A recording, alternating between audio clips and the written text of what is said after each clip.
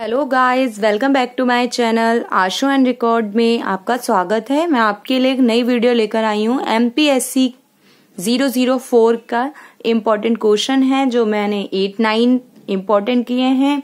आप please video को देख के लाइक और शेयर जरूर करा करें और कमेंट भी किया करें, जिससे मुझे पता चले मेरी मेहनत थोड़ी सफल हो। तो प्लीज, और मैं आपको फिर से यही बात बताऊंगी कि ऐसा किसी ने भी पॉइंट्स क्लियर नहीं किया होगा यूट्यूब पे। मैंने बुक्स से स्टडी करी है, यूट्यूब से, और जो इग्नू से बुक्स मिलती हैं उनसे मिलाकर ये नोट्स बनाती हूँ। तो प्लीज मेहनत का थोड़ा सा लाइक कर दें, बस बटन दबाकर। तो चलिए शुरू करते हैं। पूर्व आधुनिक राजनीति चिंतन, इसे 3-4 बार पूछा गया है, इसमें मैंने 2 टिक लगा रखे हैं। और धर्म और राजनीति के संबंध में, इसके बारे में तो हम पढ़ते हैं। आज क्या पढ़ रहे हैं हम? प्राचीन भारत और राजनीतिक चिंतन। पहले हम इसके बारे में थोड़ा सा बताएंगे कि पुराने टाइम में हमारा भारत और उसका राजनीतिक चिंतन क्या था। तो वैदिक काल में राजतंत्र एक व्यापक संस्था के रूप में विद्यमान था और राजा एक या अनेक राष्ट्रों के ऊपर शासन करता था। पहले राजा शासन करते थे। कुछ विद्वानों ने वेद में वर्णित राष्ट्र शब्द का आधुनिक यूरोपीय भाषाओं में प्रयुक्त नेशन या स्टेट शब्द से समान अर्थ ग्रहण किया है, परंतु अधिकांश भारतीय विद्वानों के अनुसार वैदिक काल में राष्ट्र शब्द का आशय जनपदीय अथवा क्षेत्रीय से था। कुछ विद्वानों के मतानुसार प्राचीन भारत में राजतंत्र का विकास इसलिए हुआ क्योंकि पारिवारिक व्यवस्था पितृ प्रधान थी। तो प्राचीन मतलब पुराने टाइम में किस लिए जरूरत पड़ी राजनीति की? तो इसलिए क्योंकि वहां परिवार की व्यवस्था थी, पितृ प्रधान था।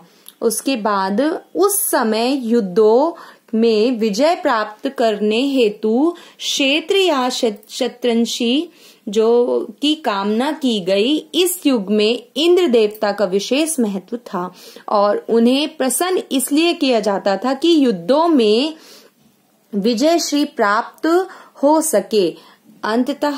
अतः इंद्र और वरुण को राजा की उपाधियां दी गईं। वैदिक काल में समता राजा का चुनाव किया जाता था और यह चुनाव समूची जनता द्वारा होता था या फिर कुछ चुने व्यक्तियों द्वारा। इसमें विवाद है। तो फिर इसका फर्स्ट पॉइंट हमें क्लियर है। इसमें सिंपल सा प्राचीन समय है, तो प्राचीन में इंद्र वगैरह का दे रखा है और पितृ प्रधान चलता है। First stanza and second stanza में हमने ये समझा। दूसरा है, इसके पॉइंट्स है, राजनीतिक चिंतन के क्षेत्र में भारत चिंतकों व विद्वानों का बहुत बड़ा योगदान रहा। शासन काल कला पर हमारे प्राचीन व मध्यकालीन ग्रंथों को अग्रणी माना जाता है।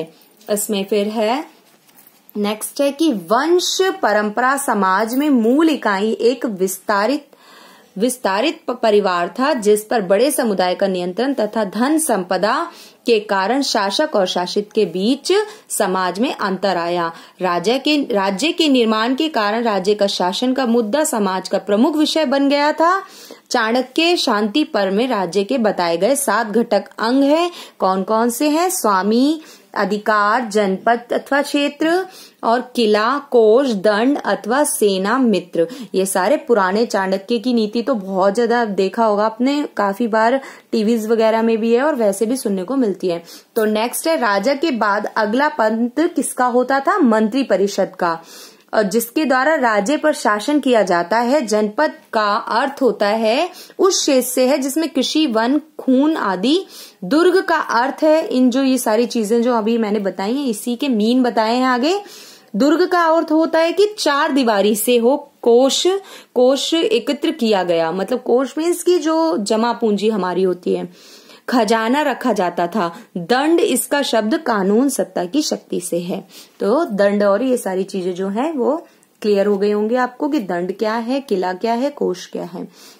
अब आया हमारा 5th पॉइंट है, राजनीतिक चिंतन पर किसी भी क्षेत्र अथवा देश की तत्कालीन राजनीतिक, आर्थिक, सामाजिक गतिविधियों पर प्रभाव स्वाभाविक है।